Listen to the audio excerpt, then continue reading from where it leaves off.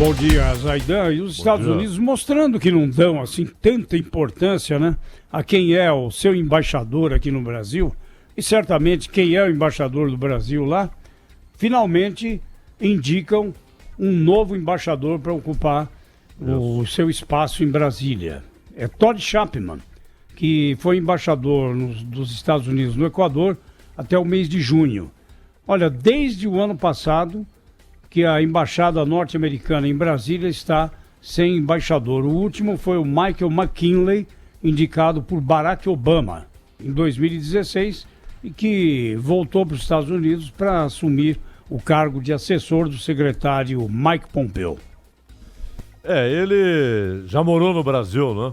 O Chapman já morou no Brasil, mas aí trabalhando para iniciativa privada.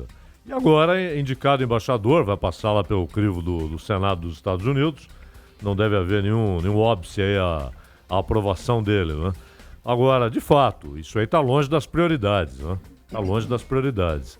Os cargos importantes são embaixador na China, embaixador na União Europeia, embaixador em Paris, mas aí é para amigos, né? Porque todo mundo quer ser embaixador em Paris.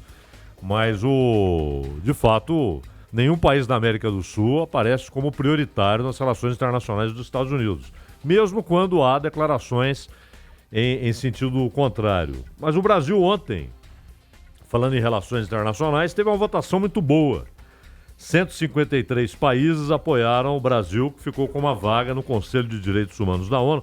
O Brasil já havia sido eleito em 2006, 8, 12, 16, quer dizer, não é nenhuma novidade.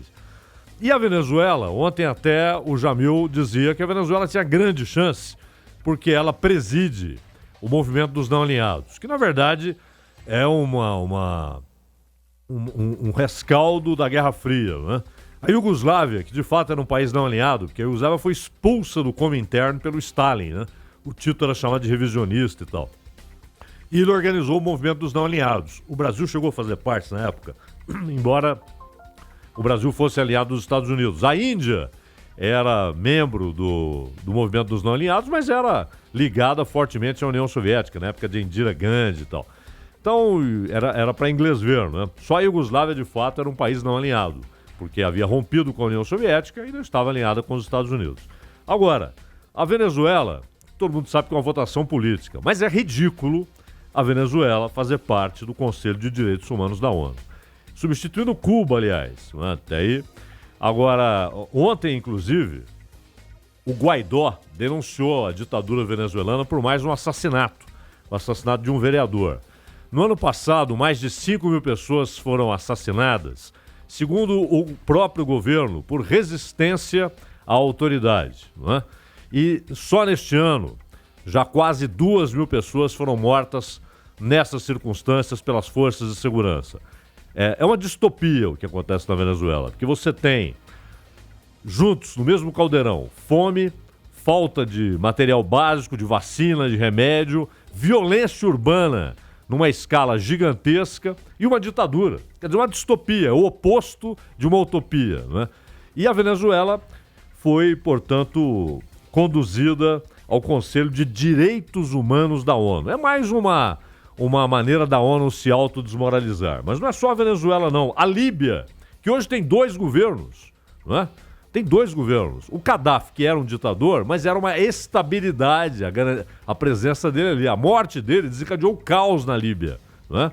A Líbia tem 2 governos. Está no Conselho de Direitos Humanos da ONU. Mauritânia. Que também é um país super radical, né? A Polônia. Os países pagam para estar aí, Zaidan? São favores políticos, né? A Polônia, por exemplo, ela tem hoje um judiciário que é atrelado ao poder executivo, né? De extrema-direita. Um governo autocrata. Então, definitivamente, esse Conselho de Direitos Humanos da ONU é uma piada. E a presença da Venezuela ornamenta essa lamentável piada na ONU.